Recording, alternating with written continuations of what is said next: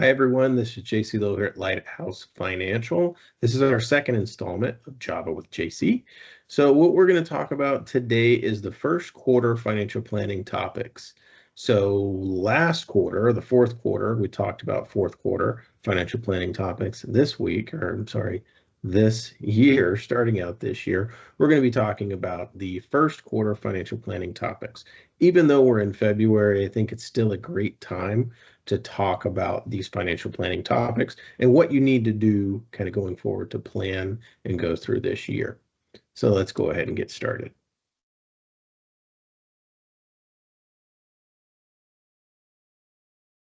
All right, so the first quarter financial planning topics, we're going to talk about goal setting and values discussion, annual risk review, unrealized and realized gain reporting, mortgage and debt consolidation review, IRA and Roth IRA contribution reviews, and finally, charitable planning and giving strategies.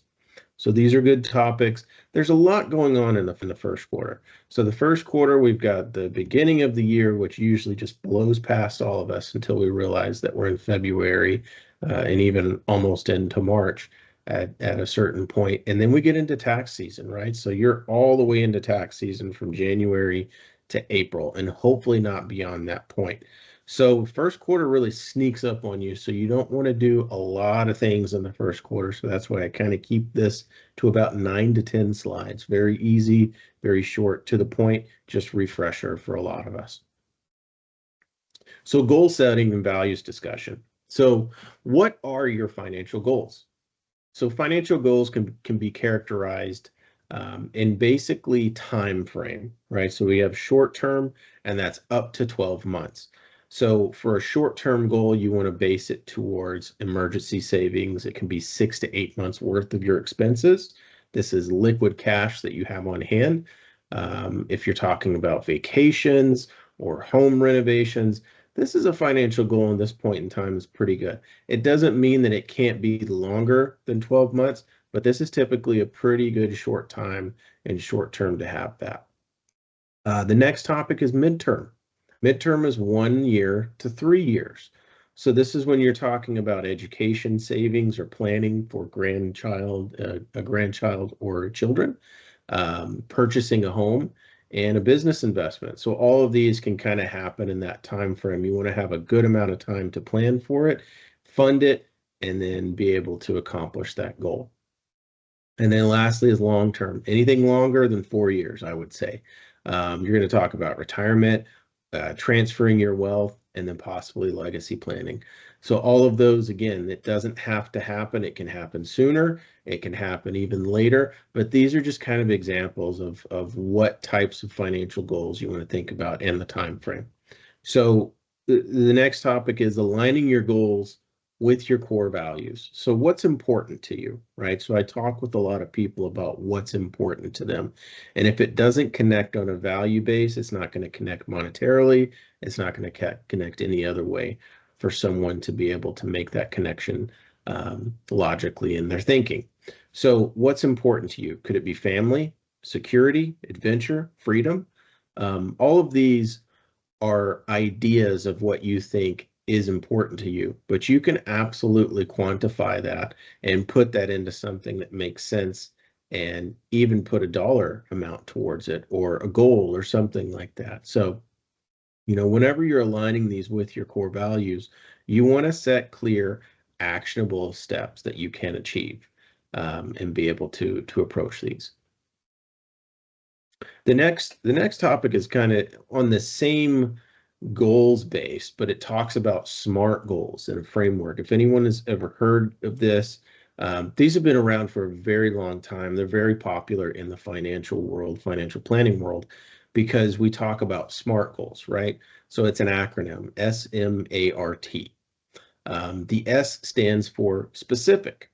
So this goal needs to be clearly defined, and it basically needs to have some sort of specific example to it. So one example could be mine. At what age do I want to retire? I don't know, 65, right? That's the same age for everybody. I want to retire at 65. So what needs to be accomplished during this time period? Who is responsible? I'm responsible. What steps need to be taken? I need to start doing these specific steps inside of being able to retire at 65. The next is M, and is it measurable? So you want to quantify this goal. If I'm 40 now and I want to retire at 65, I must do a retirement calculator to be able to gauge, to tell me how much I need to make right now, how much is my spending in line, is it off, and then also how much do I need to save to get to that goal. Quantifying it, being able to have it measurable. The next is the A, which is attainable. So this is where you really talk about realistic goals, right? Not unrealistic. Can you save $1,000 a year? Probably. Probably everybody can save just about $1,000 a year. It doesn't turn out to be that much money a month and even a day if you break it down that far. So yeah, you can. Can you save $100,000 a year? That would be very difficult. It would almost teeter on the lines of unrealistic.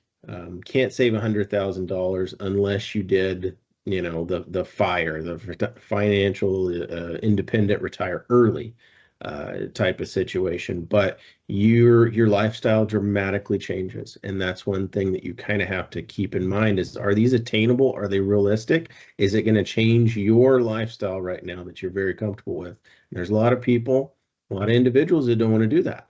So it really needs to be attainable and realistic. The next letter is R, relevant. So you want to align this with your life values, and kind of consider and understand too, it's a journey. It's not a destination. As you save for a longer term goal, short-term goals like vacations, and different things like that are going to play a major role into it. So is it relevant? Is it just going to be something that you think about now and then you change change tune? Or is it something that actually sticks? Is it relevant, and is it going to continue on? So this is how you kind of need to move those goals around. And then time bound. You want to set a time frame for those achievements. So setting aside money as the 65, retiring at 65, if you set aside money to get to your goal of retiring at 65, there should be earmarks in that plan of certain years to track your progress, celebrations, and whatnot. So it needs to be time bound. There needs to say, okay, if I retire at this point, or if we're doing this goal, we have 15, 20, 30 years until we get to that point. So it's just setting a time bound thing. So again, SMART goals. You want to make sure that you are accomplishing all of these and being able to basically put that through. All right, so the next topic is the annual risk review.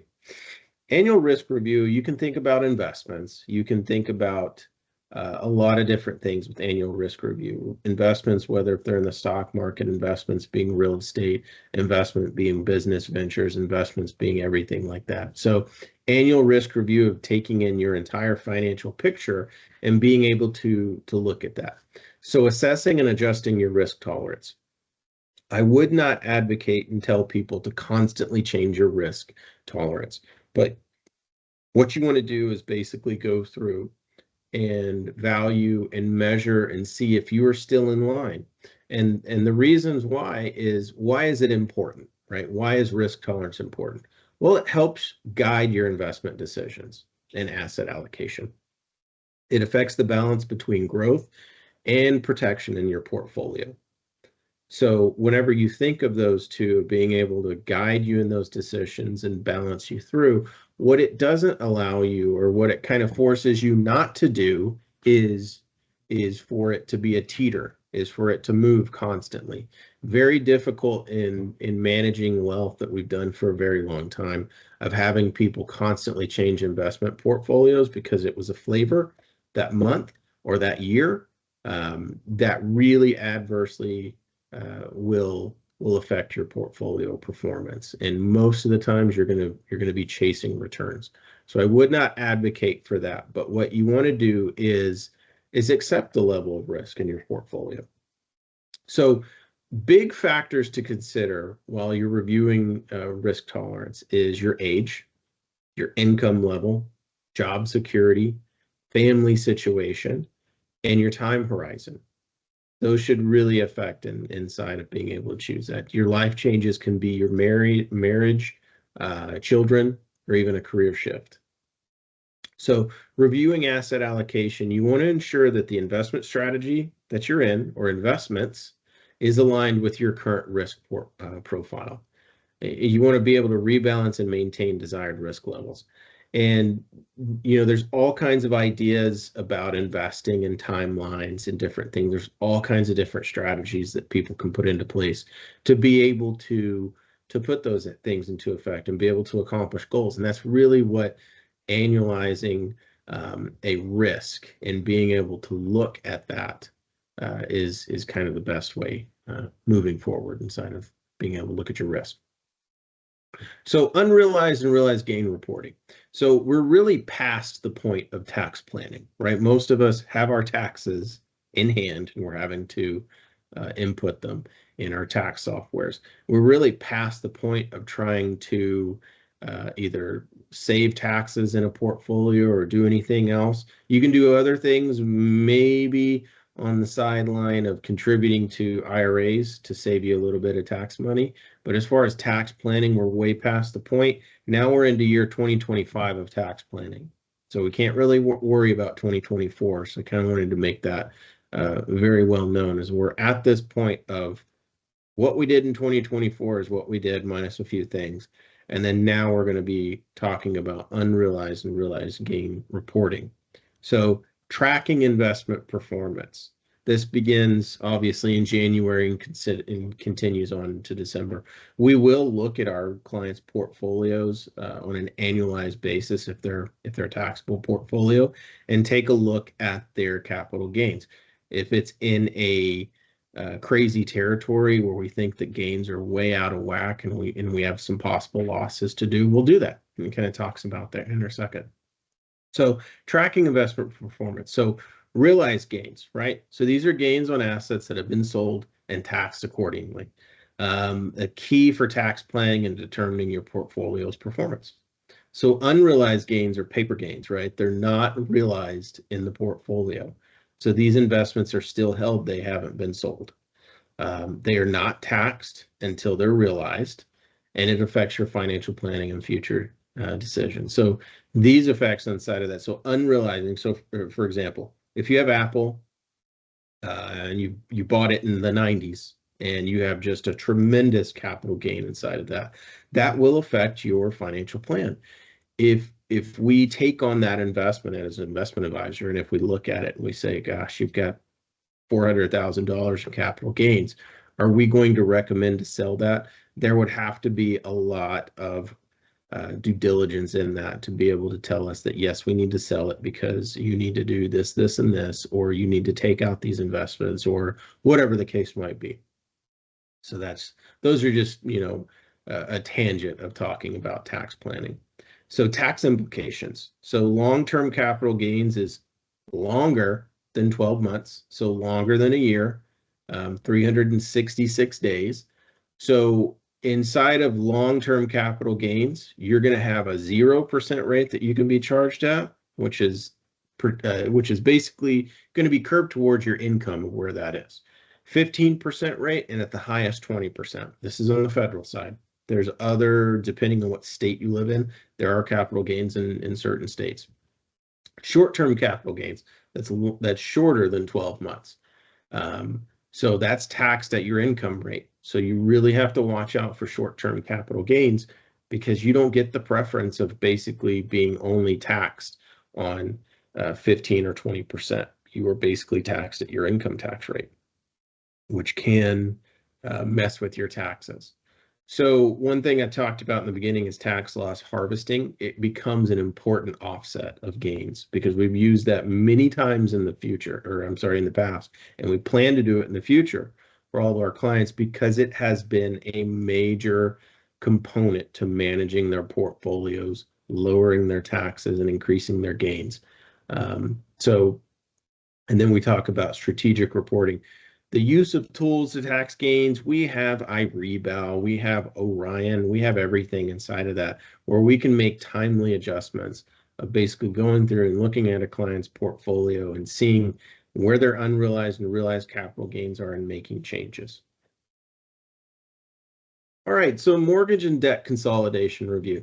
This is the first part of the year, first month and even few months of the year is a good time to take a look at it.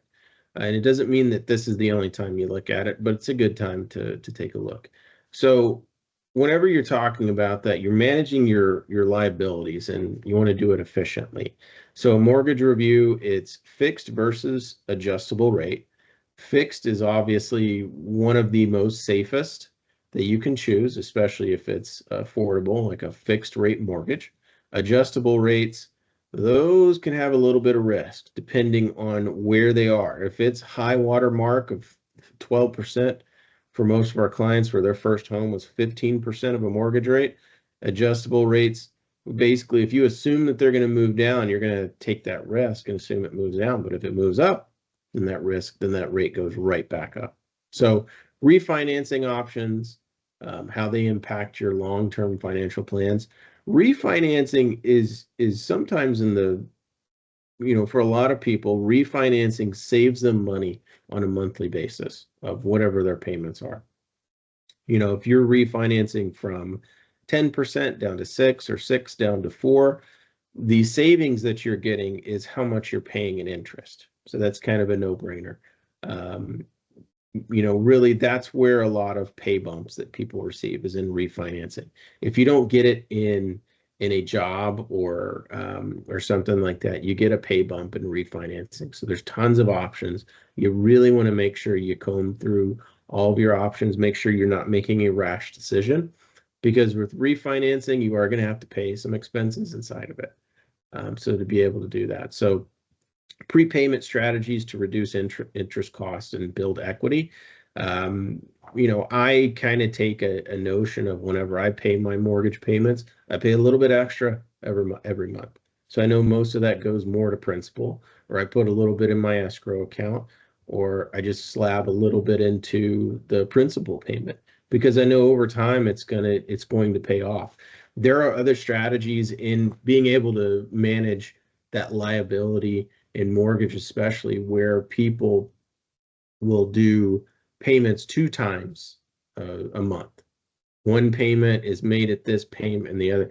So they're doing that. They're trying to cut into the interest and put more to principal, which is a very smart play. Doing all kinds of strategies like that. There's all kinds of crazy strategies out there too, but you have to accept a bigger level of risk, of being able to prepay and move that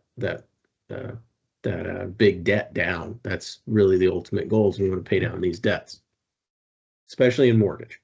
All kinds of strategies. I want to probably go a little bit further into some other videos that I'm going to talk about mortgage reviews, or even looking at things that you can plan for inside of that. So I think that's a really neat topic to go into. Debt consolidation, right? Combining high interest debts into a single loan with a lower interest rate. No brainer. There's all kinds of strategies of improving your cash flow. It's going to impact your credit scores, but the ultimate goal is if you can take a credit card that you're being charged 20% on interest, and if you roll that into a 0% credit card for 18 months, and you're paying that down in 18 months, well, basically, you're not going to pay any interest. You're going to have to pay some fees. But consolidating debt, doing things like that, and saving yourself interest is always going to not have that interest combining, and pushing you further and further down the line. And this is a good time too, evaluating the debt to income ratio, understanding how much of your income goes towards what pays off your debt. That's a big thing. Anytime you go and buy a car, buy a house, buy anything, they're going to look at your debt to income ratio. If your debt's higher than your income, your credit score is probably going to reflect that. And that financial institution, is probably going to charge you a little bit more interest if your debt is higher than your income, or if basically that income ratio is higher, they're going to charge you more. So you want to ensure that you have a healthy debt to income ratio and stability, because not only does it help you with other potentially good debt in the future and help you kind of improve your life, but it's going to help you with your financial plan. If you're keeping your debt in line, because always think of this too, is the older that we get, the less our income is going to be there. Once we retire, it's not there. So you want to have a good, healthy debt to income ratio. All right, so IRA and Roth IRA contributions. So we talked a little bit in the beginning about how to save on taxes, and this is one of them, right? So we're past the point of tax planning, but right now, coming up into April, you have the ability to contribute to a Roth IRA or an IRA. So if you contribute to an IRA, you're basically going to reduce your income. So this is a point where you're trying to maximize your retirement savings, but also lessening the amount of income that you're going to pay taxes on. So let's start with the first. So a traditional IRA. So deduct contributions may be tax deductible. And we say that maybe because it typically has a few stipulations inside of there. If you are contributing to a retirement account that's not an IRA, a 401k, sometimes they won't allow you to put contributions in there. And sometimes those contributions will not be tax deductible. But if they are, it's tax deferred. So everything that you put into that account, you're able to deduct it from your income, and it's able to grow tax deferred. And you are taxed once you pull that out. So contribution limits, especially for 2024, are 6,500 for individuals. And if you're over 50, you get an extra 1,000, so 7,500. Now in 2025, it goes up about $500. So it's 7,000 for any individuals under 50, and it's 8,000 for individuals over 50. So that is kind of the benefit. IRAs are really good, and you kind of think about lowering your income of what you're taxed on. So 7,000, not bad. 8,000, even better. Roth IRAs. So Roth IRAs, they're contributions made with after-tax dollars. So these accounts can grow tax-free, and the withdrawals are also tax-free in retirement. So your contributions are exactly the same. Now that doesn't mean that you can contribute 7,000 to an IRA and 7,000 to a Roth. It's either one or the other, or it's split. So you have $7,000 for 2025 or 6,500 in 2024 to contribute to either of these. So it's not both, it's either. Now you could do half and put one into the IRA and the other half into the Roth. But you were absolutely, you don't get 7,000 and 7,000 for 2025. It's going to be one or the other, but you have $7,000 to use, or even 8,000. So you basically every year you want to ensure and you want to review your contributions. Make sure that you're contributing the maximum allowable amount and comfortable amount, I would say too. Don't put yourself in a very dangerous situation where you're maxing out your IRAs, but you're living on credit cards. That's not very smart. Make sure that what you're contributing is more than enough, and it's going to help you basically get to a goal, which is retirement. And this is what these accounts were made to do. So if you're blindly putting money into it and not knowing what you're doing, you really just want to ensure that what you're putting in there is what you can and it's going to get you to your goal. There are strategies for making up for missed years, but you really don't want to get to that point, right? You want to plan now. Contributing to both IRAs is a very good strategic plan. And what that means is there are reasons why you would have a traditional IRA and a Roth IRA. A Roth IRA is going to be, as the textbooks would say, it's the last account that you draw from. But it's also an account that in retirement, if you get into a pinch and you need to pull out money, but you don't want to pay a ton in taxes, you can take some out of your Roth IRA. And it's tax-free. So there's all kinds of strategies and ways of the reasons why you contribute to either an IRA or a Roth IRA. All right, so charitable giving and charitable planning. Good time of the year to take a look at it and see exactly where you want to be and where you want your family to be. So it's giving back while achieving tax benefits. Charitable giving is a tax strategy. and it can be used as a tax strategy. So it reduces your taxable income through charitable deductions. And there are methods, including donations of cash, stock, and real estate that you can use. All kinds of different ways that you can do that. There are not only just two of these that I kind of talk about, there's multiple ways in estate planning where you're talking about other ways to charitably give. So qualified charitable distributions, this is a big thing that we use with a lot of our clients. And I would say for all of the clients watching out there that don't do QCDs, but take RMDs every year. So a QCD allows you to pull your required minimum distribution every year. So a QCD per taxpayer allows you to do $100,000 of QCDs or an RMD every single year. So what you do is you say, I want to give to a charity. Let's say you have $100,000 in an RMD, $100,000. You want to give all of that to a charity. So what you do during that year is you find a qualified charity, a 501c3, and you start to give to it. And inside of being able to do that, you take that charity and you list them as the beneficiary on that. So donating directly from your IRA to a charity, satisfying your required minimum distribution. So you're not taxed as income, and that does not come back to you. So for a lot of our clients, they say, I want to be able to charitably give, but I don't want to be taxed for it. Well, you're not going to be taxed as your income because this goes from trustee to trustee. It goes from, let's say, Schwab, and it goes to a charity. It doesn't touch your hands. It doesn't commingle in your bank account. It goes straight to the charity. This is one way to do that. And then also not be taxed and be able to have your gift inside of that. You can also do planned giving. So this is structuring large or long-term charitable gifts through trust or estate. So there are charitable remainder trusts. There's all kinds of different things that people can do inside of going through trusts and estates to do this. It gets a little bit more complicated and more attorney driven, that I would say, than a financial planner. But inside of that, doing planned giving, and it's going to ensure a lasting legacy while managing taxes. So there's all kinds of charitable giving and planning. And what we would always tell people is you want to be charitably inclined to be able to do this stuff. You don't want to do it just because it gives you a tax benefit.